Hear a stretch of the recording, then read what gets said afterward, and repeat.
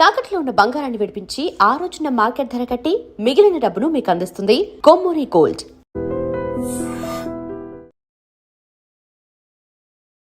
America Iran ceasefire ఎంతవరకు వస్తుంది?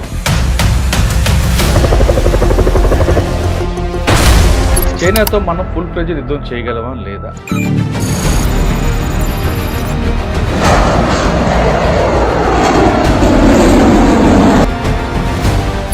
Sir, America Iran cease fire నడుస్తుంది, అది ఎంతవరకు బ్రేక్ అవుతుందా? ఇది లేదు ఒక డ్రామా నడిపి దాన్ని క్రాక్ చేస్తారా? అమెరికాని పెద్దగా ట్రస్ట్ చేయడానికి లేదు సార్. ఇప్పుడు ఆయన పుట్టినరోజు ఉంది ఆ రోజు అని చెప్పేసి ఏదో హడావిడిలో సీజ్ ఫైర్ చేయించేది.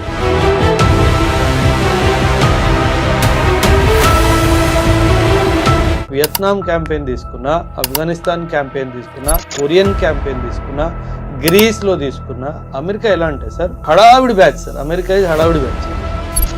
హడావిడిగా యుద్ధంలో దిగిపోయింది, ఉన్న ఆయుధాలన్నీ వారం రోజులు వాడేస్తుంది. ఆ తర్వాత ఇంకా సీజ్ ఫైర్ అంటే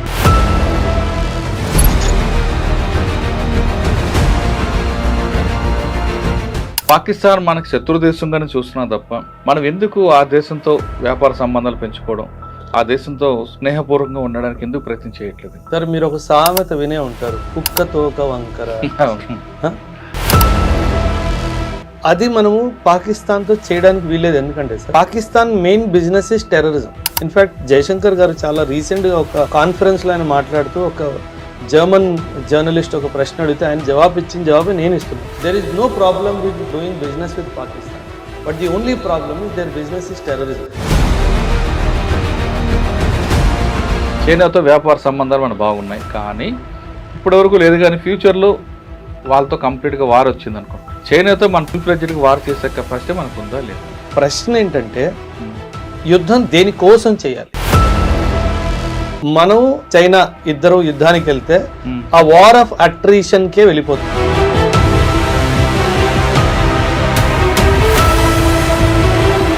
వాళ్ళ భయం ఏంటంటే మలాక్కా స్ట్రైట్ ఈస్ట్లో బ్లాక్ అయినప్పుడు పాకిస్తాన్ ద్వారా నాకు ఆయిల్ రావాలి, కానీ ఇండియన్ నేవీ అటు కరాచీ పోర్ట్ని గోదావరి పోర్ట్ని రెండింటినీ బ్లాక్ చేస్తుంది, ఇక్కడ మలాక్కా స్ట్రైట్ రెండింటినీ బ్లాక్ చేస్తుంది. ఈ రోజు కూడా మనం ఆ పని చేయగలం. చైనాకి ఆ విషయం తెలుసు. నేను ఫుల్ ఫ్లెడ్జ్డ్ వార్ ఇండియా మీదకి వస్తే వీడు నా ఆయిల్ ఆపేస్తాడు. సిప్రీ రిపోర్ట్ ఏమొస్తుంది, దాని మీద మీ ఒపీనియన్? సార్, న్యూక్లియర్ వెపన్స్ మన దేశాన్ని పాకిస్తాను గత ఆల్మోస్ట్ 2.5 దశాబ్దాలుగా న్యూక్లియర్ బాంబ్ వేస్తాం అని భయపెడుతున్నాడు, మనందరికీ తెలిసిందే. సో ఈ విషయాన్ని మనం నార్మల్గా తీసుకోకుండా చాలా సీరియస్గా తీసుకొని గత 4-5 సంవత్సరాల నుంచి మనం మన న్యూక్లియర్ ఇన్వెంటరీని పెంచుతున్నాం. అదే వాజ్పేయి గారు కూడా చెప్పారు. వాజ్పేయి గారు కూడా 1998-99లో ఈ పోఖ్రాన్ యుద్ధం, కార్గిల్ వార్ తర్వాత కూడా అప్పట్లో రాష్ట్రపతి పర్వేజ్ ముషర్రఫ్ ఒక స్టేట్మెంట్ ఇచ్చాడు సార్, పాకిస్తాన్ ని న్యూక్లియర్ బాంబ్ షబ్బే బరాత్కి లేని చుపాకి రక్కి. అంటే ఏమన్నాడు, మేము దీపావళి పండుగ చేసుకోవడానికి న్యూక్లియర్ బాంబ్ తయారు చేసుకోలేదు అని ఒక డైలాగ్ కొట్టాడు. అప్పుడు వాజ్పేయి గారు ఇండియన్ పార్లమెంట్ నుంచి ఒక మెసేజ్ ఇచ్చారు పాకిస్తాన్, బహుశా నువ్వు 1 కొడతావేమో, 2 కొడతావేమో, 3 కొడతావేమో, 3 సిటీలు వెళ్ళిపోతాయేమో, అంతే కదా, నేను తిరిగి కొడితే వరల్డ్ మ్యాప్ నుంచి పాకిస్తాన్ లేపేస్తాను.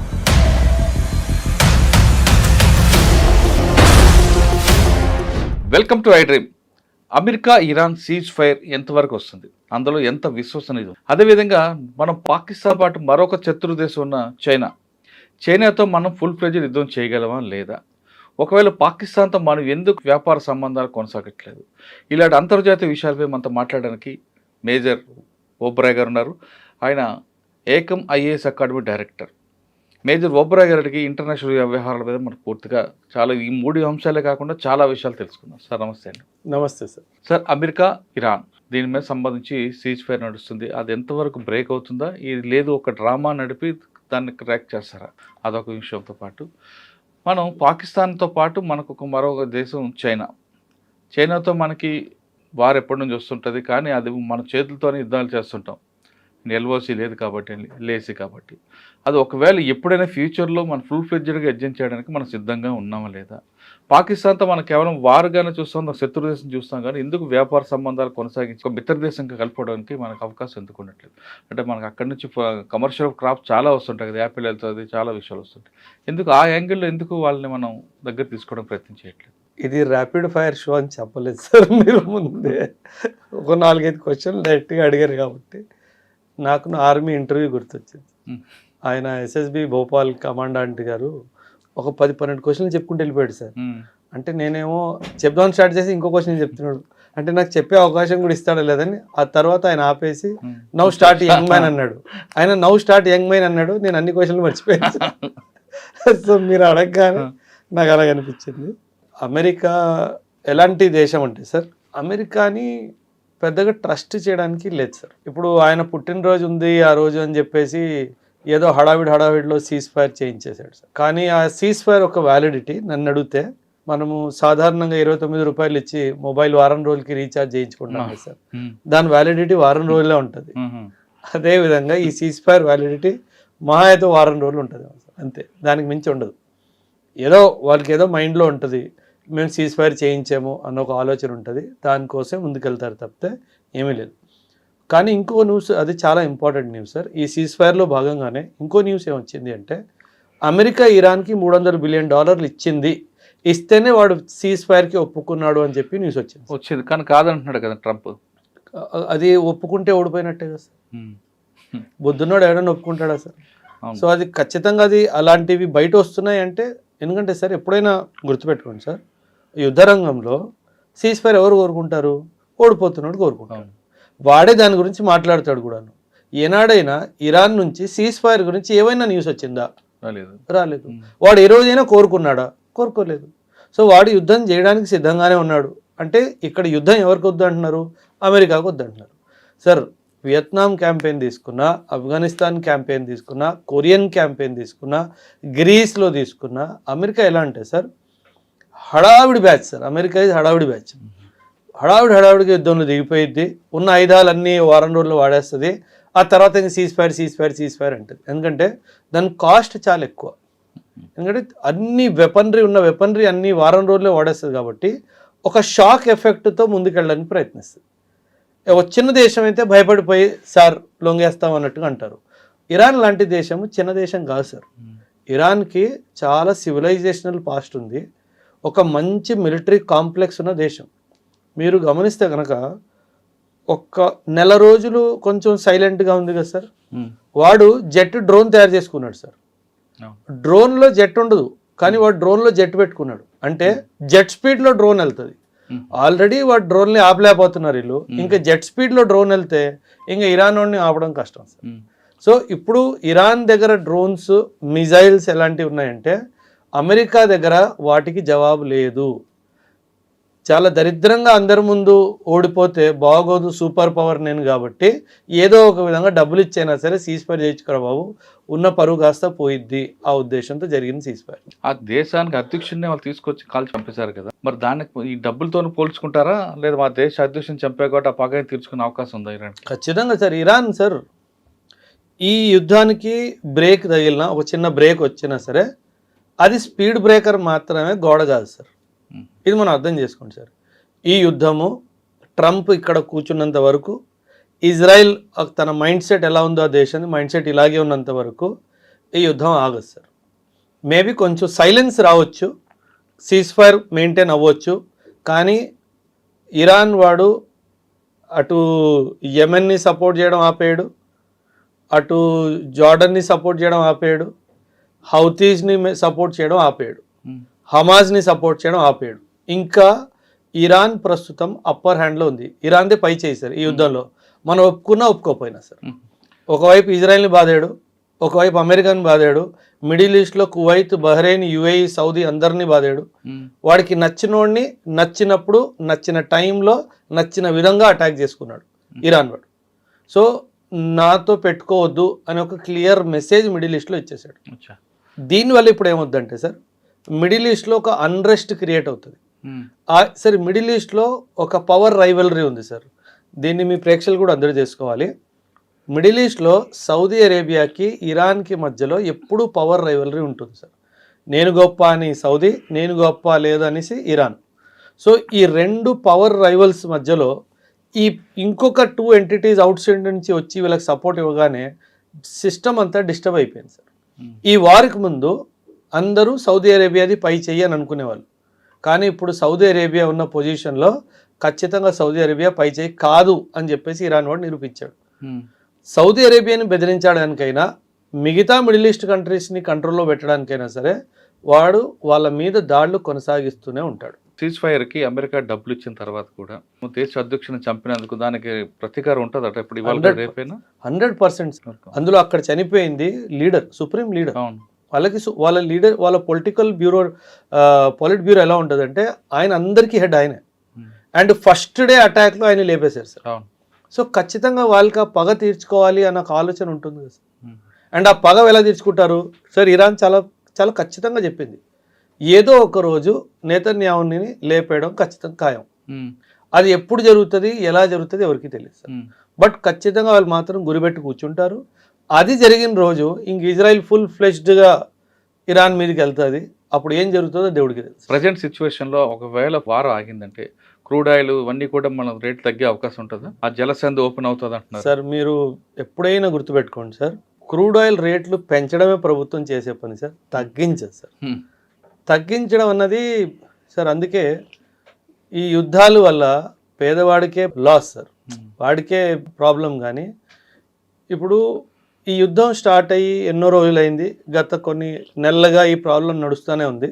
కానీ మన ప్రభుత్వము ఎప్పుడు క్రూడ్ ఆయిల్ ధరలు పెంచలేదు. ఒక నెల రోజుల క్రింద 3 సార్లు బహుశా ఒక 9 రూపాయల దాకా పెరిగినట్టు. కానీ మీరు అడిగిన క్వశ్చన్కి చాలా పెద్ద బ్యాక్గ్రౌండ్ ఉంది సార్.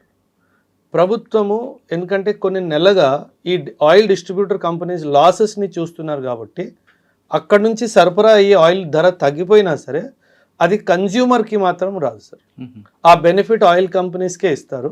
సో దట్ వాళ్ళకి జరిగిన నష్టాలకి వాళ్ళకి ఏదో ఒకటి సెట్ అవ్వాలి అన్న ఉద్దేశంతో. అంటే ఎలాగా పబ్లిక్ అలవాటు అయిపోతారు కాబట్టి అది ఎగ్జాక్ట్లీ సార్. అందుకే మనం చరిత్రలో చూసుకుంటే ధరలు పెంచడం కానీ తగ్గించడం ఉండదు. తగ్గించినా సరే ₹1 పావులా తగ్గిస్తాడు, పెంచడం మాత్రం రూపాయల్లో పెంచుతాడు. అంటే 120 రూపాయలకి పబ్లిక్ అలవాటు అయిపోయారు లీటర్ పెట్రోల్కి. అవును, కంటిన్యూ చేస్తారు తప్ప ఇంకా ఉండదు. అది మళ్ళీ మీరు అన్నట్లు తగ్గిస్తే 10 పైసలు 20 పైసలు అంతే, 25 పైసలు 50 పైసలు 60 పైసలు అలా తగ్గించి మాకు అవకాశం ఎంత వీలైనంత మేము తగ్గించేవు అని చెప్తారు.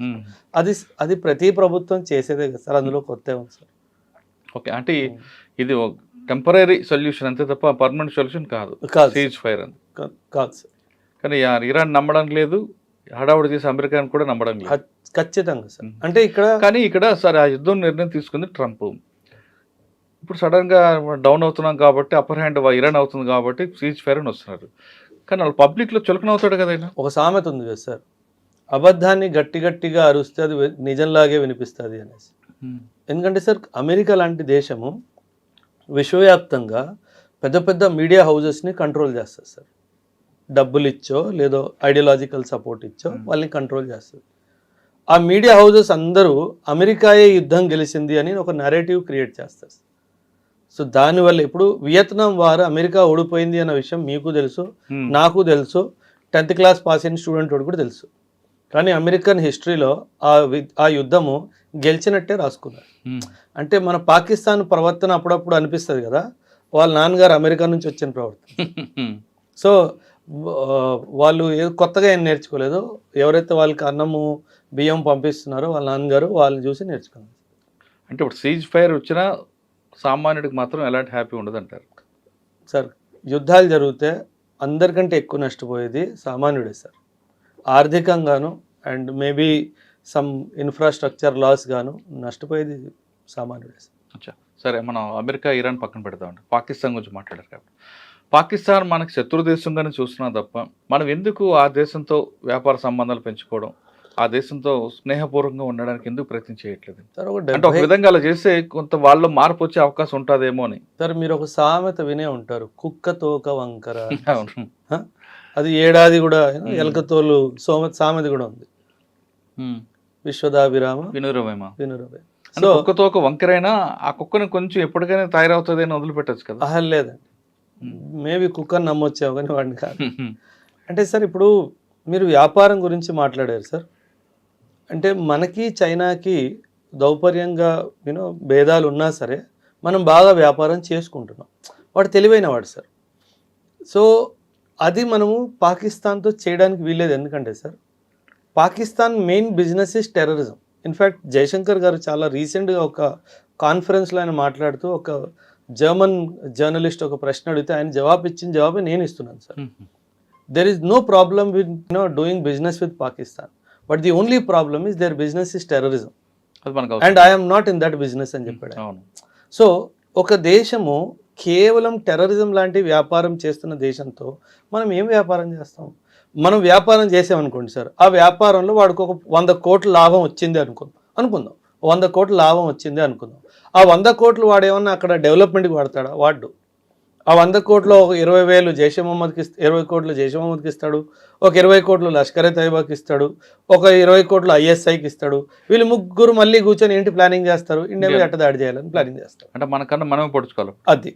సో అది మనకన్ను మనం పొడుచుకోవడం, వీళ్ళు మాత్రం వాడుకుంటారు. అవసరం మనకి. వాళ్ళకి ఆర్థికంగా బలహీనంగా చేస్తేనే మనం వాళ్ళని కంట్రోల్ చేయగలం తప్పితే వాళ్ళని బలపరుస్తే వాళ్ళకి అది మన మీదకే తిరిగి వస్తారు అన్న క్లారిటీ మన దేశానికి ఉంది. కాబట్టి వాడిని అలాగే ఉండనివ్వాలి, వాడు అలాగే నాశనం అయిపోవాలి, అదే మన ఉద్దేశం. ఓకే, ఇందులో చైనా గురించి కూడా మాట్లాడారు మీరు సార్. చైనాతో వ్యాపార సంబంధాలు మనకు బాగున్నాయి, కానీ ఇప్పటివరకు లేదు. కానీ ఫ్యూచర్లో వాళ్ళతో కంప్లీట్గా వార్ వచ్చింది అనుకోండి, రాకూడదని కోరుకుందాం. ఒకవేళ వస్తే చైనాతో మన ఫుల్ ఫ్లెడ్జ్డ్గా వార్ చేసే కెపాసిటీ మనకు ఉందా లేదా? అంటే మేబీ ఇది మీ ప్రేక్షకులకు నచ్చుద్దో తెలియదు కానీ సార్, వాస్తవాలు మాట్లాడుకోవాలి కాబట్టి ఇమ్మీడియట్గా అయితే నో సార్, అది మనకి మంచిది కాదు. ఓడిపోకపోయినా సార్, డైరెక్ట్గా ఓడిపోకపోవచ్చు, కానీ ఇది ఒక అట్రిషన్ వార్ లాగా వెళ్ళిపోయింది. ఇప్పుడు రష్యా యుక్రెయిన్ వార్ 4 సంవత్సరాలు అయిపోలేదా సార్? అదే విధంగా ఈ వార్ కూడా ఒక 3 సంవత్సరాలు 4 సంవత్సరాలు 5 సంవత్సరాలు, అప్పుడప్పుడు వాడు బాంబు వేస్తాడు, అప్పుడప్పుడు నేను బాంబు వేస్తాను. మీరు బాక్సింగ్ చూస్తే సార్, ఒకప్పుడు 11 రౌండ్లు 12 రౌండ్లు వెళ్ళాయి. లాస్ట్కి వచ్చేసరికి ఒకడు కొడతాడు, వాడు పడిపోతాడు, కొట్టినోడే పడిపోతాడు, మళ్ళీ లేస్తాడు, మళ్ళీ ఇంకోటి కొడతాడు, ఇద్దరు అలిసిపోతారు కదా సార్. మనం చైనా ఇద్దరు యుద్ధానికి వెళ్తే ఆ వార్ ఆఫ్ అట్రిషన్కే వెళ్ళిపోతుంది. కానీ సార్ ప్రశ్న ఏంటంటే యుద్ధం దేనికోసం చేయాలి? యుద్ధం ఒక ముఖ్యమైన కారణము అరుణాచల్ ప్రదేశ్ నాది అని చైనా వాడు అంటాడు, లేదు నాది అని అంటాడు. ఇప్పుడు చూడండి సార్ ఎంత బ్యూటిఫుల్ అనాలజీయో. అక్కడ అరుణాచల్ ప్రదేశ్లో ఉన్న కొన్ని టిబెటన్ మొనాస్ట్రీస్ అక్కడ టిబెట్లో ఉన్న మొనాస్ట్రీస్కి ట్యాక్స్ రూపంగా డబ్బులు ఇచ్చేయి సార్. తను ఏమంటాడు, వాళ్ళు నాకు ట్యాక్స్ పే చేసేవాళ్ళు, టిబెట్ మొనాస్ట్రీస్కి ట్యాక్స్ పే చేసేవాళ్ళు కాబట్టి వాళ్ళు కూడా టిబెట్లో భాగం అన్నట్టుగా అంటున్నాడు. దీనికి ఇంకో క్రాస్ ఎగ్జాంపుల్ నేను మీకు ఇస్తాను సార్, మీ ప్రేక్షకులకు అర్థమైపోయింది. లండన్లో గురుద్వారా ఉంది సార్, చాలా పెద్ద గురుద్వారా ఉంది. ఆ లండన్లో గురుద్వారా కొన్ని డబ్బులు అప్పుడప్పుడు ఇక్కడ గోల్డెన్ టెంపుల్ అమృత్సర్కి, నాందేడ్లో ఉన్న గురుద్వారాకి పంపిస్తుంది. దాన్ని ట్యాక్స్ అనండి, డొనేషన్ అనండి, ఇంకేమైనా అనండి. అలాంటప్పుడు లండన్ ఇండియాది అయిపోయిద్దా సార్? అవుదు కదా. ఎంత మూర్ఖత్వం సార్. ఇక్కడ మొనాస్ట్రీ టిబెట్ మొనాస్ట్రీస్కి డబ్బులు అందిస్తే ఈ మొనాస్ట్రీ ఉన్న స్థలం నాది అని చెప్పేసి ఎలాగవుతుంది? అంటే అసలు బుర్ర లేని మాట సార్ అదంతా. సో చైనా వాడు ఏంటంటే నాకు నీకు తగు ఉంది, మన బార్డర్ డిస్ప్యూట్ ఉంది, ఇది అలైవ్ ఉంది అని చెప్పడానికి మాత్రమే దాన్ని ఓపెన్ ఉంచాడు sir. Sikkim is an integral part of India అని 2003లో యాక్సెప్ట్ చేసిన చైనా అరుణాచల్ ప్రదేశ్ యాక్సెప్ట్ చేయకపోవడానికి కారణం ఏంటంటే ఆ డిస్ప్యూట్ అలా అలైవ్ ఉండాలి సార్, ఏదో ఒకటి ఉండాలి 100%. ఇప్పుడు చైనా ఎలా అంటే సార్, ఎప్పుడైనా గుర్తుపెట్టుకోండి సార్, నేషనల్ పవర్ అంటాం సార్. నేషనల్ పవర్ అంటే ఆర్థికంగాను, సామాజికంగాను, పొలిటికల్ గాను, మిలిటరీ గాను మనకన్నా కొంచెం పై ఎత్తే ఉంది చైనాది. ఇప్పుడు ఇద్దరు మాట్లాడుకోవడానికి కూర్చున్నారు సార్, ఒక ఇద్దరు మనుషులు చలో మనం ఒక సొల్యూషన్కి వద్దామని కూర్చున్నారు సార్. అందులో ఎవరిది చెల్లిద్ది సార్? ఎవడైతే బలమైనోడు ఉంటాడో వాడిది చెల్లిద్ది. సో మనం కూర్చొని మాట్లాడుకున్నా వాడితే చెల్లిద్ది సార్, ఎందుకంటే మనకన్నా ప్రస్తుతం వాడే బలవంతుడు కాబట్టి. సో మాటల్లో కూడా వాడే గెలుస్తాడు, యుద్ధంలో కూడా వాడే గెలుస్తాడు. అందుకే మనం రెండు అవాయిడ్ చేస్తే బెస్ట్. ఓకే, కానీ ఇప్పుడు వరకు మనకి ఎల్ఏసీ ఉంది అక్కడ చైనా, పాకిస్తాన్ దగ్గర ఎల్ఓసి. అవును, ఎల్ఏసీ ఉంది కాబట్టి మన చేతులతోనే ఫైటింగ్ చేస్తుంటాం, కర్ర కూడా వాడడం. అవును, కానీ ఫ్యూచర్లో అక్కడికి వెళ్ళి ఎల్ఓసి వచ్చే అవకాశం ఉంటుందా వెపన్స్ తీసుకొని? అంటే ఇప్పుడు రాకూడదని కోరుకుందాం. రాకూడదు సార్. సార్ చైనా చాలా తెలివైన దేశం సార్. మనము చైనాని ఎప్పుడు అంటే మనం చైనా గూడ్స్ ఉంటాయి కదా, చైనా మాల్ చూసి చైనాని కంపేర్ చేసుకుంటాం, కానీ అది వాస్తవం కాదు సార్. మీరు సైన్స్లో కానీ, రోబోటిక్స్లో కానీ, ఆర్టిఫిషియల్ ఇంటెలిజెన్స్లో కానీ, మెషిన్ లెర్నింగ్లో కానీ ఇవన్నీ చూసుకుంటే చైనా చాలా దూరం వెళ్ళిపోయింది సార్. అంటే ఎందుకంటే అక్కడ వ్యవస్థ మీద ఎటువంటి అడ్డంకాలు లేవు సార్. ఆ వ్యవస్థని ప్రశ్నించేవాడు ఎవడు లేడు సార్. బికాజ్ అక్కడ డెమోక్రసీ లేదు కాబట్టి, ప్రజారాజ్యం కాదు అది, అది కమ్యూనిస్ట్. ఇక్కడ ప్రజారాజ్యం ఉంది కాబట్టి మన ప్రభుత్వం ఏవైనా చెయ్యాలి అంటే 100 ప్రశ్నలు, ఒక 1000 కళ్ళు, ఒక 2000 వేళ్ళు ప్రభుత్వం ముందుకు వస్తాయి. కానీ అక్కడ అట్లా కాదు సార్. అందుకే ఎవడు ప్రశ్నించేవాడు లేడు కాబట్టి వాడికి నచ్చింది వాడు చేసుకోవచ్చు. సో దానివల్ల ఏంటంటే వాడు నిమిషానికి 100 కిలోమీటర్ల దూరంగా పరిగెడుతున్నాడు, మనం నిమిషానికి 10 కిలోమీటర్ల వేగంగా పరిగెడుతున్నాం. సో అందుకే టైం గడుస్తున్న కొద్దీ మనకి వాడికి దూరం పెరుగుతుందే తప్పితే తగ్గట్లేదు సార్. బట్ తాబేలాగా అంతే, వాడు చాలా ఫాస్ట్గా పరిగెడుతున్నాడు సార్. ఎందుకంటే 1848 నుంచి 1948 చైనా వాళ్ళు ఆ సెంచురీ, ఆ 100 సంవత్సరాలని ఆ సెంచురీ ఆఫ్ హ్యూమిలియేషన్ లా భావిస్తారు సార్. ఎందుకంటే అప్పుడే ఓపియం వార్స్ జరిగాయి, అప్పుడే హాంకాంగ్ పోవడం జరిగింది, అన్నీ జరిగాయి సార్. 1948 నుంచి 2048 వరకు ఇది సెంచురీ ఆఫ్ డామినెన్స్ అంటారు వాళ్ళు. సో వాళ్ళు ఇప్పుడు ఆ డామినెన్స్ ఫేజ్లో ఉన్నారు కాబట్టి ఈ టైం ఫ్రేమ్లో సార్ నేను అనుకున్నంత వరకు, నేను ఇంటర్నేషనల్ రిలేషన్షిప్స్ని అర్థం చేసుకున్నంత వరకు నాకు తెలిసి 2047 వరకు చైనా చేస్తే గనక ఒకే ఒక యుద్ధం చేసే అవకాశం ఉంది, అది తైవాన్ని ఆక్రమించుకోవడం సార్. అది కూడా నేను అనుకుంటున్నాను 20% అవకాశం ఉంది, మిగతా 80% 2047 తర్వాత చూద్దాంలే అనే అవకాశం అయితే ఉండొచ్చు సార్. ఎందుకంటే వాళ్ళ గ్రోత్ ఆగిపోయింది సార్. వాళ్ళకి ఏంటంటే 2048 లోపు నేను వరల్డ్ నంబర్ 1 ఉండాలి అన్న ఆలోచన వాడుకుంది. ఇది మంచి ఆలోచన, చైనా పరంగా చూసుకుంటే మంచి ఆలోచన. సో ఇప్పుడు యుద్ధానికి వెళ్తే వాడు మళ్ళీ వెనక్కి వెళ్ళిపోతాడు. అది తైవాన్ విషయం అయినా కానివ్వండి, ఇండియా విషయం అయినా కానివ్వండి, వాడు వెనక్కి వెళ్ళిపోతాడు. ఆ క్లారిటీ వాడికి ఉంది సార్. సో ఖచ్చితంగా మన దేశం మీద కానీ తైవాన్ మీద కానీ యుద్ధానికి వెళ్ళే అవకాశం తక్కువ ఉంది అన్నది నా అనుమానం. మలాక్కా డైలమా అని చెప్పి చైనాకి ఒక చాలా పెద్ద సమస్య ఉంది సార్. ఇండోనేషియా దగ్గర మలాక్కా స్ట్రైట్ ఉంది సార్. చైనా యొక్క ఆయిల్ విశ్వవ్యాప్తంగా ఎక్కడి నుంచి అయితే వస్తుందో, రష్యా నుంచి కాకుండా ఎక్కడి నుంచి అయితే వస్తుందో అదంతా మలాక్కా స్ట్రైట్ నుంచే వెళ్తుంది సార్. ఆ Malacca strait is the choke point for China. China clarity ఏముందంటే మన ఇండియా ఇక్కడ అండమాన్ అండ్ నికోబార్ ఐలాండ్స్ దగ్గర చాలా దగ్గరలో ఉంది కాబట్టి ఇండియా వాళ్ళ షిప్స్ని పెట్టి అక్కడ ఎయిర్ స్ట్రిప్స్ని క్రియేట్ చేసి ఎయిర్ ఫోర్స్ని తీసుకొచ్చి నన్ను బెదిరించే అవకాశం ఉంది అన్న క్లారిటీ చైనాకు ఉంది సార్. ఓకే సార్, చైనా చాలా తెలివిగా చైనా పాకిస్తాన్ ఎకనామిక్ కారిడార్ చేయించుకుంది సార్. వాళ్ళ భయం ఏంటంటే మలాక్కా స్ట్రైట్ ఈస్ట్లో బ్లాక్ అయినప్పుడు పాకిస్తాన్ ద్వారా నాకు ఆయిల్ రావాలి, కానీ ఇండియన్ నేవీ అటు కరాచీ పోర్ట్ని, గ్వాదర్ పోర్ట్ని రెండింటినీ బ్లాక్ చేస్తుంది, ఇక్కడ మలాక్కా స్ట్రైట్ రెండింటినీ బ్లాక్ చేస్తుంది సార్. ఈ రోజు కూడా మనం ఆ పని చేయగలం. చైనాకి ఆ విషయం తెలుసు. నేను ఫుల్ ఫ్లెడ్జ్డ్ వార్ ఇండియా మీదకి వస్తే వీడు నా ఆయిల్ ఆపేస్తాడు, వీడు నాకు రావాల్సిన సార్ మన economy we are a consumption economy sir. అంటే మనం వాడుతాం ఎక్కువ. Chinese economy is an export led economy. వాడు అమ్ముతాడు ఎక్కువ. సో వాడు ఎకానమీ బ్లాక్ అవ్వాలి అంటే వాడు ట్రేడ్ రూట్స్ బ్లాక్ అవ్వాలి. మనం ఒక 4 రోజులు మలాక్కా స్ట్రైట్ బ్లాక్ చేసి ఇటు Karachi port and Gwadar port పాకిస్తాన్ది బ్లాక్ చేసాం అనుకోండి, 4 రోజుల్లో చైనా వాడు మోకాల మీద మన మీద ముందుకు వస్తాడు. మనం చెయ్యగలము అన్న క్లారిటీ వాడికి ఉంది, కానీ వాడు దాన్ని కౌంటర్ చేసే కెపాసిటీ కూడా చైనా దగ్గర ఉంది సార్. అందుకే ఇది చాలా పెద్ద యుద్ధం అయిపోయింది. కరెక్టే, కానీ మన అపోజిషన్ పార్టీ ఎందుకు ఆపుతున్నాయి సార్? ఇప్పుడు గవర్నమెంట్ మీరు అడిగే ప్రశ్న వెనుక ఒక పాయింట్ ఉంది సార్. మీరు రూలింగ్ పార్టీ సార్, నేను అపోజిషన్ పార్టీ సార్. మీరు ఒక పని చేస్తున్నారు సార్, దానివల్ల మీకు మంచి పేరు వస్తుంది సార్. నేనేం చేయాలి అప్పుడు? నువ్వు చేస్తున్న పని తప్పు. కరెక్ట్, అది రాజకీయంగా మీరు అన్నట్లు అది పాలిటిక్స్, నేషనల్ సెక్యూరిటీ, నేషనల్ సంబంధించిన విషయం, వ్యవహారం కదా. అపోజిషన్ పార్టీ అది అపోజిషన్లో ఎవడున్నా సరే సార్, ప్రస్తుతం ఉన్న పార్టీ అపోజిషన్లో ఉన్నా, లేదా ఇప్పుడు పరిపాలన ఉన్న పార్టీ అపోజిషన్లో ఉన్నా, ఎవరైనా సరే అదే పని చేస్తారు కదా సార్. ఎందుకంటే క్రెడిట్ అక్కడికి వెళ్ళిపోతుంది కదా సార్. మీ క్రెడిట్ వచ్చేసింది అనుకోండి, నేను ఎందుకు కోరుకుంటాను? మీకు హిస్టరీ చెప్తాను. క్రెడిట్ కోసం మనం కొన్ని విషయాలు తీసుకుంటే నేషనల్ సెక్యూరిటీ అవ్వచ్చు, నేషనల్ డెవలప్మెంట్ విషయంలో కొంత కాంప్రమైజ్ అవ్వాలి అనేది రాజకీయ నాయకుల దగ్గర మనం ఎక్కువ ఎక్స్పెక్ట్ చేయట్లా. అది ఎక్స్పెక్టేషన్ ఎక్కువైపోలా. అవును. మీరు ఆదర్శవాదం చూస్తున్నారు, అది పాలిటిక్స్ లో పనిచేసిద్దా సార్? జరగదు. ఇప్పుడు 1 నేషన్ 1 ఎలక్షన్ ఒక జరిగింది, అవును. బీజేపీ దాన్ని మొత్తానికి తీసుకొచ్చే క్రమంలోనే ఉంది.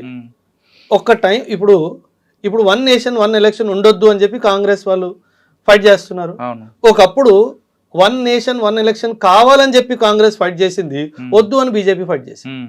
ఒక 30 సంవత్సరాల క్రితం టేబుల్ టర్న్ అయిపోయిందా? అంతే సార్. ఇప్పుడు రేపు వేరే ప్రభుత్వం పవర్లోకి వస్తే మళ్ళీ మనోళ్ళే నిల్చుంటారు, అరే బాబు అది మంచిది కాదు, నికోబార్ ఐలాండ్స్ లో అక్కడ మెరీన్ లైఫ్ డిస్టర్బ్ అయిపోతుంది అంటారు. మనకు మెరీన్ లైఫ్ ముఖ్యమా, నేషనల్ సెక్యూరిటీ ముఖ్యమా? రెండు ముఖ్యమే, నేను కాదనట్లేదు సార్. కానీ మనం ఏమంటే సమయభావం, మీరు సమయభావం చూసుకుంటే ఏంటి, మనకి నేషనల్ సెక్యూరిటీ ముఖ్యం మీరు అనుకున్నట్టు. అది ఎప్పుడు మీరు ఒక నేషనలిస్ట్ అయినప్పుడు, మీరు నేషనలిస్ట్ కానప్పుడు అది మీకు ముఖ్యం కాదు. ఓకే, ఇన్ని రకాలు మాట్లాడుతున్నాం కదా సార్ మనం. అసలు మన దగ్గర 5వ తరానికి సంబంధించిన ఆయుధ సామాగ్రి ఉందా? అంటే సార్ మనం 5th జనరేషన్ ఎయిర్ క్రాఫ్ట్ గురించి మీరు మాట్లాడుతున్నారు సార్. మనం రీసెంట్గా తేజస్ ఎయిర్ క్రాఫ్ట్ని Mark 1 Mark 2 మనం స్వయంగా డెవలప్ చేసుకుంటాం sir. But they are not 5th generation sir. మన దగ్గర 5th జనరేషన్ ఎయిర్ క్రాఫ్ట్ మన సొంతం లేవు సార్. బట్ రఫేల్ మనం ఏదైతే ఫ్రాన్స్ నుంచి తీసుకుంటున్నామో that is the 5th generation aircraft sir. కానీ సార్ ఇప్పుడు నన్ను అడిగితే సార్ యుద్ధ భూమి మారిపోతుంది సార్. అంటే నేను ట్రైనింగ్ తీసుకున్నప్పుడు యాజ్ ఏ సైనికుడిగా నేను ట్రైనింగ్ తీసుకున్నప్పుడు we are more into fighting and preparing for ground battle. అంటే భూమి మీద యుద్ధం ఎలా చేయాలి దాని మీద ఎక్కువ మమ్మల్ని నేర్పించారు సార్. కానీ ఇప్పుడు ఏ యుద్ధం భూమి మీద అవుతుంది మీరు చెప్పండి సార్? భూమి మీద లేదు. అసలు యుద్ధం భూమి మీద అవుతుంది అన్న విషయం మర్చిపోయారు జనాలు. ప్రతిదీ ఆకాశమే కదా sir. So 5th generation air craft, China is developing it 6th generation aircraft sir. 5th already ఉంది, 6th జనరేషన్ ఎయిర్ క్రాఫ్ట్ చేస్తున్నాడు. సో అందుకే సార్ ఇప్పుడు మీరు నన్ను ఒక ప్రశ్న, మీకు ఎక్కడ ఫియర్గా ఉంది ఎక్కువ అంటే air force sir. Pakistan air force is very good sir, ఎందుకంటే వాళ్ళ దగ్గర అమెరికన్ సపోర్ట్ ఉంది. F-16 sir, F-16 is an excellent air craft sir. కానీ మన దగ్గర బ్రహ్మోస్ ఉంది కదండి. BrahMos is not an anti air craft missile sir. It is not an anti, it is a ground missile. అంటే మనం సర్ఫేస్ టు సర్ఫేస్ అదంటే భయపడతారు కదా. భయపడతారు కాదని నేను అనట్లేదు. ఎందుకు అంత భయపడతారండి అంటే సార్ ఎప్పుడైనా సరే సార్ ఎయిర్ వార్ఫేర్ ఎలా ఉంటుందంటే సార్, ఎయిర్ వార్ఫేర్లో ఒక టర్మ్ వస్తుంది సార్, దాన్ని ఎయిర్ సుపీరియారిటీ అంటారు. అంటే శత్రు దేశము తన fighter aircrafts take off చేయనీయకుండా నేను ఆపగలుగుతా. ఎప్పుడు నేను రన్వే మీద బాంబులు వేస్తే పెద్ద పెద్ద గడ్డలు అయిపోతాయి. వాడికి టేక్ ఆఫ్ కి ప్లేన్ దారి దొరకదు కదా, వాడు ప్లేన్ టేక్ ఆఫ్ అవ్వదు. ప్లేన్ టేక్ ఆఫ్ అవ్వని ప్లేన్ ఎయిర్ క్రాఫ్ట్ ఎందుకు పనికి వస్తుంది సార్? ఎందుకు పనికిరాదు. వాడు టేక్ ఆఫ్ అయితే గాల్లోనే కొట్టే కెపాసిటీ ఉండాలి. ఇప్పుడు మన దగ్గర సార్ ఒక అంచనా ప్రకారం మన దగ్గర 41 స్క్వాడన్స్ ఆఫ్ ఎయిర్ క్రాఫ్ట్స్ ఉండాలి. కానీ మన దగ్గర 41 స్క్వాడన్స్ లేవు, చాలా తక్కువ ఉన్నాయి. ఈ 30s లో ఉన్నాయి, early 30s లో నంబర్. కనీసం 10 నుంచి 12 స్క్వాడన్స్ ఇంకా తక్కువ ఉన్నాయి మన దగ్గర. ఇది కరెక్ట్గా మనం ఫిల్అప్ చేసుకోవాలి, అదొక విషయము. రెండవది ఈ 41 ఉండాలి అన్నది మనం ఎప్పుడో చేసిన క్యాలిక్యులేషన్. ఇప్పుడు బ్యాటిల్ ఫీల్డ్ ఎలాగైతే చేంజ్ అవుతుందో దాని పరంగా మళ్ళీ రీఅసెస్మెంట్ చేసి నిజంగా 41 సరిపోతాయా లేకపోతే 50కి వెళ్ళాలా 60 స్క్వాడన్స్కి వెళ్ళాలా అన్న క్యాలిక్యులేషన్ కూడా చేసుకోవాలి సార్. ఎందుకంటే ఇప్పుడు ఫైట్ అంతా గాల్లో జరుగుతుంది సార్. అవును, గాల్లో జరుగుతుంది కాబట్టి మన ఇండిజినస్గా అంటే మనం సొంతంగా ప్రిపేర్ చేసుకున్న 4th generation air craft, 5th generation air craft, 6th generation air craft, ఈ 3 ఉండాలి సార్. మనం ఆమ్కా చేసుకుంటున్నాం కదా sir. So AMCA air craft is 5th generation air craft. కానీ ఇది రావడానికి ఇంకా 8-10 సంవత్సరాలు పట్టింది సార్. అప్పటి వరకు 6th generation air craft will be the trend. మనం ఇంకో జనరేషన్ వెనుక్కున్నాం. అప్పుడు మనం 6th జనరేషన్ స్టార్ట్ చేస్తే వాళ్ళు అప్పుడు 7th లో ఉన్నారు, మనం ఇంకా బ్యాక్ ఉంటాం. సో ఈ గ్యాప్ ఏదైతే ఉందో ఎయిర్ సుపీరియారిటీ గ్యాప్, దీన్ని తగ్గించుకోవాలి సార్. అంటే ఒక జనరేషన్ వెనుకున్నాం మనం 100%. ఓకే, పాకిస్తాన్ ధర ఎక్కువ ఉంది అంటున్నారు కదా మీరు. అంటే వాడికి అమెరికా వాడు ఇచ్చాడు కదా సార్, F-16s ఇచ్చాడు. అంటే వీడు తిరిగి డబ్బు ఇచ్చాడో ఏమి ఇచ్చాడో నాకు తెలియదు సార్, కానీ మొత్తానికి అయితే ఉన్నాయి సార్. అంటే వాటిలో వేసుకోవడానికి పెట్రోల్ ఉందో లేదో తెలియదు, కానీ బండి అయితే ఉంది. కానీ మనం ఏం తీసుకోకూడదు అమెరికా అంటే మనం ఎప్పుడు సార్ అమెరికా ఎక్విప్మెంట్ ఏంటంటే సార్, అమెరికా వాడిది ఒక పాలసీ ఉంది సార్. అమెరికా వాడు ఎప్పుడు టెక్నాలజీ ట్రాన్స్ఫర్ చేయడు సార్ వాడు. సో వాడు ఏమంటాడంటే ఎప్పుడు ఒక బయ్యర్ సెల్లర్ రిలేషన్షిప్ మెయింటైన్ చేయడానికి ప్రయత్నిస్తాడు సార్. అమెరికా వాడు ఏంటంటే అమ్మేవాడిని నేను, కొనుక్కునేవాడివి నువ్వు, అంతే. ఆ రిలేషన్షిప్ అంతే. అంటే ప్రిన్సిపల్ ఏజెంట్ రిలేషన్షిప్ అంటాం కదా సార్, ఆ రిలేషన్షిప్ మెయింటైన్ చేస్తాడు.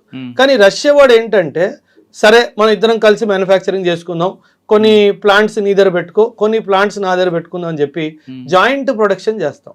అమెరికా కూడా జాయింట్ ప్రొడక్షన్ చేయడు సార్, అదొక ప్రాబ్లం వాడితోటి. రెండో ప్రాబ్లం ఏంటంటే వాడు టెక్నాలజీ ట్రాన్స్ఫర్ ఇవ్వని చెప్పాను కదా ఫస్ట్ ప్రాబ్లం. పాకిస్తాన్కి ఇస్తాడా? వీరని చెప్తాను.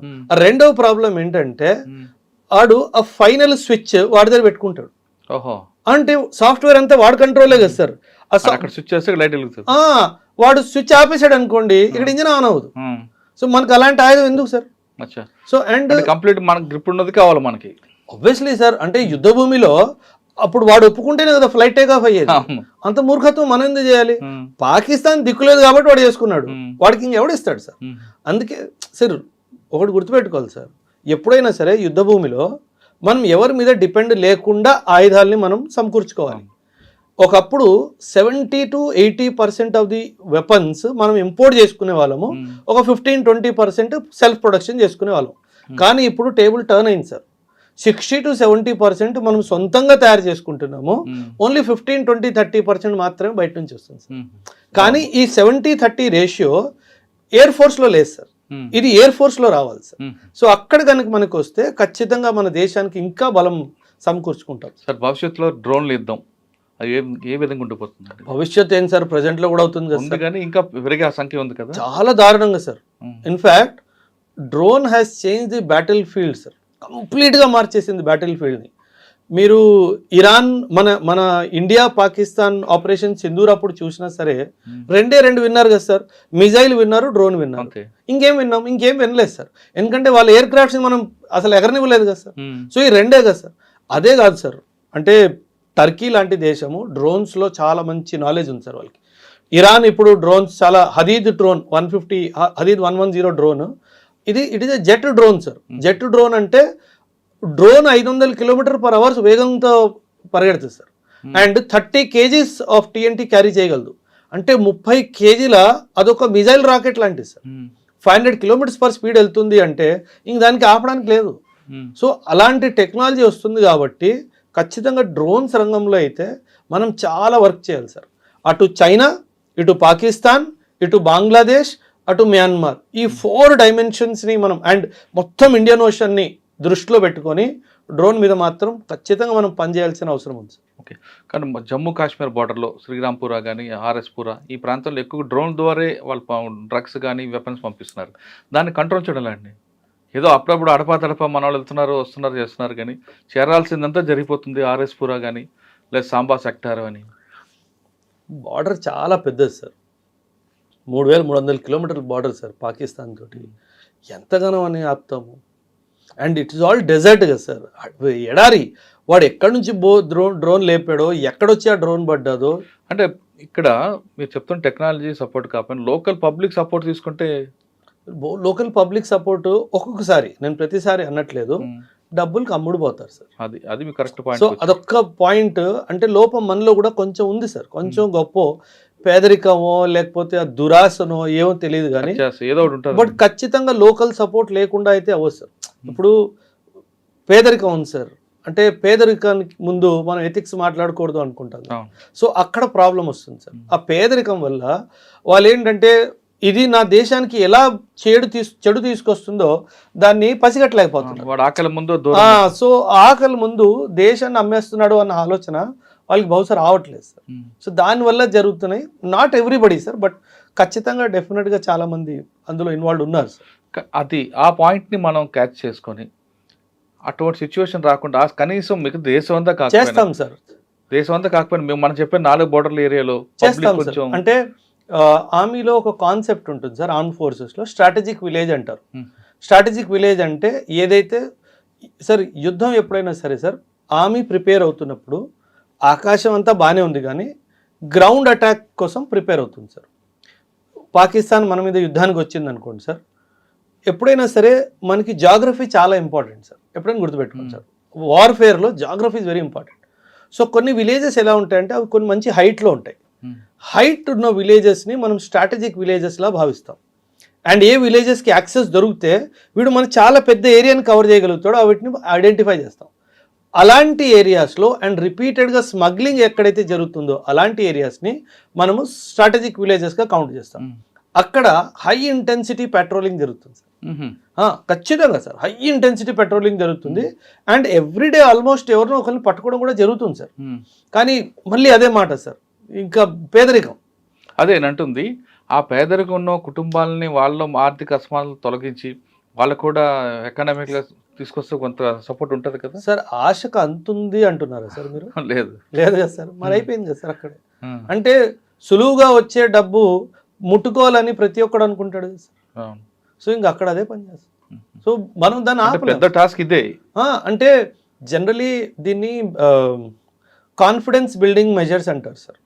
అంటే ఆర్మీ వాళ్ళు రెగ్యులర్గా ఈ బార్డర్ విలేజెస్కి వెళ్ళడము, వాళ్ళకి మెడిసిన్ సప్లై చేయడము, వాళ్ళకి క్యాంప్స్ కండక్ట్ చేయడము, ఎడ్యుకేషన్ కండక్ట్ చేయడం, అక్కడ నుంచే మిలిటరీ ర్యాలీస్ కండక్ట్ చేయడము, అక్కడ నుంచి యూత్ని తీసుకోవడం, కనీసం అక్కడ నుంచి యూత్ని తీసేస్తే ఏదో పని చేసేవాడు ఉండడు కదా అని చెప్పి చేయడము, ఇవన్నీ చేయడం జరుగుతాయి సార్. అంటే మీకు మెయిన్ వార్ కన్నా మెయిన్ టాస్క్ కానీ వీళ్ళని మోటివేషన్ చేయడం పెద్ద టాస్క్. చాలా పెద్ద సార్. సార్ యుద్ధం ఈజ్ ఈజీ సార్, యుద్ధానికి preparation is very difficult. Sir ఫైనల్గా సిప్రీ రిపోర్ట్ ఏమొస్తుంది, దాని మీద మీ opinion? Sir nuclear weapon sir. Sir మనల్ని మన దేశాన్ని పాకిస్తాను గత ఆల్మోస్ట్ 2.5 దశాబ్దాలుగా న్యూక్లియర్ బాంబ్ వేస్తాం అని భయపెడుతున్నాడు, మనందరికీ తెలిసిందే. సో ఈ విషయాన్ని మనం నార్మల్గా తీసుకోకుండా చాలా సీరియస్గా తీసుకొని గత 4-5 సంవత్సరాల నుంచి మనం మన న్యూక్లియర్ ఇన్వెంటరీని పెంచుతున్నాం సార్. అండ్ ఈ న్యూక్లియర్ ఇన్వెంటరీలో కూడా మనం చాలా ముఖ్యంగా గమనించాల్సిన విషయం ఏంటంటే న్యూక్లియర్ వెపన్స్లో కూడా 3 రకాలు sir. Strategic weapon, operational weapon, tactical weapon. Tactical weapon అంటే ఒక 1/2 కిలోమీటర్ బై 1/2 కిలోమీటర్ దాని ఎఫెక్టివ్ రేంజ్ ఉంటుంది.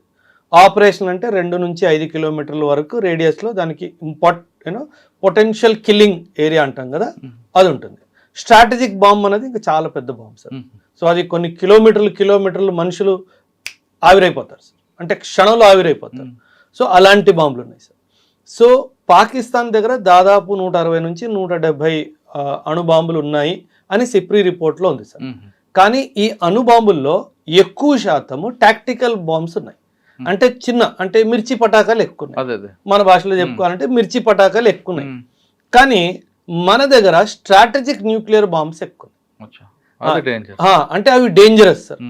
సార్ ఎప్పుడైనా సరే సార్ బేసిక్ క్యాల్కులేషన్ సార్, మన దేశం లెంత్ విడ్త్ చాలా పెద్దది, పాకిస్తాన్ విడ్త్ చాలా తక్కువ సార్. అంటే నేను ఒక స్ట్రాటజిక్ బాంబు ఒక న్యూక్లియర్ ఫ్యాషన్లో, ఒక లీనియర్ ఫ్యాషన్లో కొట్టుకుంటూ వెళ్ళిపోయాను అనుకోండి సార్, ఒక 10-12 బాంబులు, పాకిస్తాన్ మొత్తం ధ్వంసం అయిపోద్ది సార్. అదే వాజ్పేయి గారు కూడా చెప్పారు సార్. వాజ్పేయి గారు కూడా 1998-99లో ఈ పోఖ్రాన్ యుద్ధం, కార్గిల్ వార్ తర్వాత కూడా అప్పట్లో రాష్ట్రపతి పర్వేజ్ ముషర్రఫ్ ఒక స్టేట్మెంట్ ఇచ్చాడు sir, Pakistan nuclear bomb Shab-e-Barat కే లియే నహీ ఛుపాకే రఖే. అంటే ఏమన్నాడు, మేము దీపావళి పండుగ చేసుకోవడానికి న్యూక్లియర్ బాంబ్ తయారు చేసుకోలేదు అని ఒక డైలాగ్ కొట్టాడు.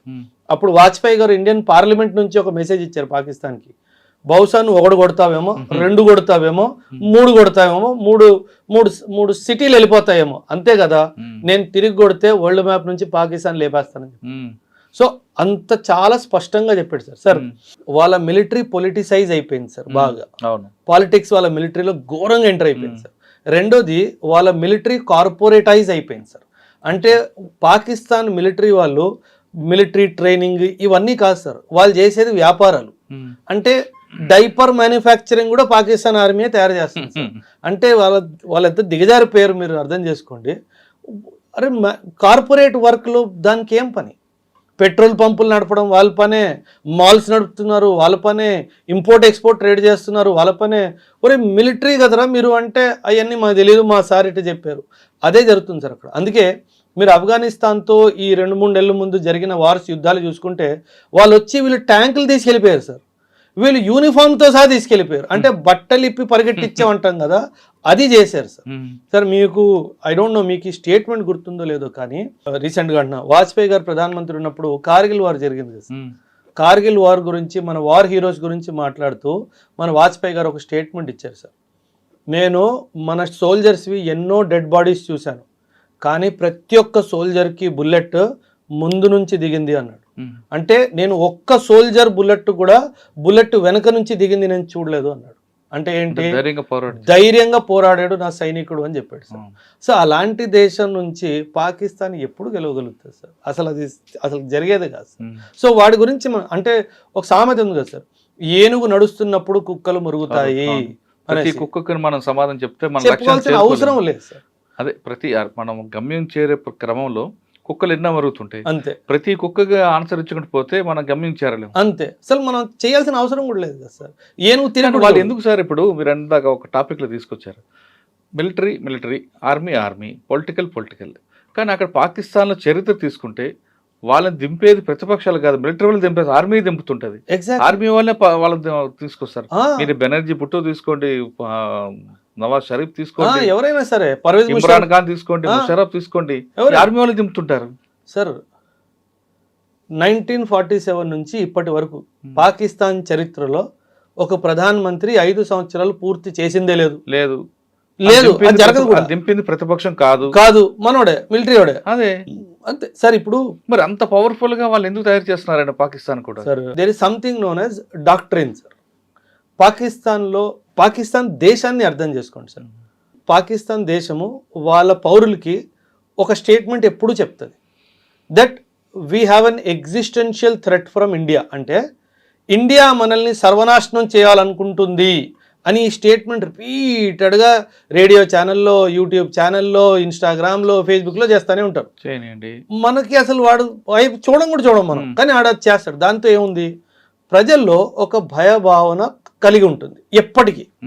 వీళ్ళు దీన్ని మానిటైజ్ చేసుకుంటారు. ఎలా అంటే ఖచ్చితంగా సార్, ఇప్పుడు పాకిస్తాన్లో చాలా సమస్యలు ఉన్నాయి సార్. ఇప్పుడు మనకి పెట్రోల్ ఎంత సార్? 120. పాకిస్తాన్లో 480 రూపాయలు సార్. మనకి నార్మల్ ఒక normal two wheeler hero Honda two wheeler లాంటిది 70,000, 80,000, 60,000 ఆ రేంజ్లో వస్తుంది. అక్కడ 6 లక్షలు, 7 లక్షలు, 8 లక్షలు రేట్. అంటే అక్కడ ఇన్ఫ్లేషన్ చాలా విపరీతంగా ఉంది సార్. సో అక్కడ ఇన్ఫ్లేషన్ చాలా విపరీతంగా ఉన్నప్పుడు ఖచ్చితంగా సామాన్యుడు ప్రభుత్వం వేలు చూపిస్తాడు కదా సార్. ఆ వేలు చూపించబోతాడు ఒక 2 డేస్లో, ఒక 3 డేస్లో, వారం 10 రోజుల్లో చూపించబోతాడు అనగానే ఇండియా మీద ఒక అటాక్ చేస్తాడు, లేదా టెర్రరిస్ట్ అటాక్ చేస్తాడు. వెంటనే అప్పుడు ఏం చేస్తాడు, చూడండి ఇండియా మన మీదకి అటాక్ వస్తుంది, మీరు అందరు సంసిద్ధంగా ఉన్నారా లేదా అన్నట్టుగా మాట్లాడతాడు. సరే, ఆర్మీ వాళ్ళు అర్థం చేస్తున్నారు, అదే చేస్తాడు. కానీ పాకిస్తాన్లో ఒకప్పుడు జనరేషన్ వేరే, జనరేషన్ మారిపోయింది. ఇప్పుడున్న జనరేషన్లో ఉన్న చాలామంది పొలిటీషియన్స్ అవుతున్నారు. వాళ్ళైనా ఈ సమస్యను గుర్తించి ఇది ఒక యుద్ధం కాదు, మనకి మనమే కళ్ళతో పొడుచుకుంటున్నామని ఆ సిస్టమ్ అంతా కూడా ఈ ఆర్మీని కాస్త పక్కన పెట్టి వాళ్ళు ప్రజల్లో మోటివేషన్ చేసి ప్రజలు మైండ్ చేంజ్ చేయొచ్చు కదా. మరి ఇమ్రాన్ ఖాన్ ఏం చేశారు అనుకుంటున్నారు సార్ మీరు? ఇమ్రాన్ ఖాన్ ప్రయత్నం ఏంటి? అదే కానీ ఎందుకు రానివ్వలేదు ఆర్మీ బోర్డు సార్? ఇప్పుడు మళ్ళీ మనం మొదటికి వస్తున్నాం. ఆర్మీ బోర్డు ఏమంటాడంటే ఇండియాతో సమస్య పొలిటికల్ పరిష్కారం లేదు, మిలిటరీ పరిష్కారం మాత్రమే ఉంది. అది దానికి అక్కడ బ్రేక్ చేసే వాళ్ళు ఎవరు లేరు. అక్కడ ఇమ్రాన్ ఖాన్ ప్రయత్నించాడుగా, వేసాడు sir. The moment army's grip on political leaders weakens, ఆ గ్రిప్ లూజ్ అవుతుంది అనగానే పక్కన జరుపుతాడు. ఒరే నేనున్నాను, దేశాన్ని చెప్తాడు ఇండియా అటాక్ చేయబోతుంది, సో నేను వచ్చేసాను, మీరందరూ భయపడడానికి వీల్లేదు. పెట్రోల్ 450 లేదు రేపటి నుంచి 600 రూపాయలు. వాళ్ళు కూడా మూర్ఖులు కదా సార్. సో వాళ్ళు ఆ విధంగా పాకిస్తాన్లో ఆర్మీలో అందరూ అలాగే ఉంటారా సీనియర్ ఆఫీసర్లు? సార్ పరమ దుర్మార్గులు సార్ వాళ్ళు. అంటే ఒక రెజిమెంటేషన్ స్పిరిట్ లేదు సార్ ఆర్మీ ఆఫ్ పాకిస్తాన్లో. సార్ సింపుల్ సార్, మీరు నా సీనియర్ సార్, మీరు నా ఆర్మీ కమాండర్, నా సీనియర్, నేను మిడిల్ లెవెల్ ఆఫీసర్. నేను ప్రతిసారి మీకు ఫోన్ చేసి సార్ మనకు ఆయుధాలు తగ్గిపోతున్నాయి, కొన్ని ఆయుధాలు కొనండి అంటే అది కాదు, ఫస్ట్ అది చెప్పు. ఆ డైపర్లు ఆర్డర్ వచ్చింది కదా, 1 కోటి డైపర్లు, 1 crore డైపర్స్ ఎక్కడ దాకా ప్రొడక్షన్ వచ్చింది అని మిమ్మల్ని అడుగుతారు. నాకేమనిపిస్తుంది, వీడు నేను వెపన్స్ గురించి మాట్లాడితే డైపర్స్ గురించి మాట్లాడితే దుర్మార్గుడు అని చెప్పేసి. సో మీకు నాకు ఆ కోఆర్డినేషన్ లేదు. సో సరే, ఎప్పుడైనా సరే ఒక సైనికుడు యుద్ధ భూమిలో ప్రాణత్యాగానికైనా సిద్ధపడతాడంటే ఎప్పుడు అంటే నా లీడరు, నా వెనకున్న లీడరు నా గురించి ఆలోచిస్తున్నాడు, నా వెనక ధైర్యంగా ఉన్నాడు అన్న ఆలోచన ఉంటేనే ఒక జూనియర్ వెళ్ళి యుద్ధం చేస్తాడు. నా senior is busy in diaper production అంటే వాడు ఎందుకు ఉంటాడు సార్ అక్కడ? కరెక్ట్. వాడు అవకాశం చేసి వాడు పారిపోడా?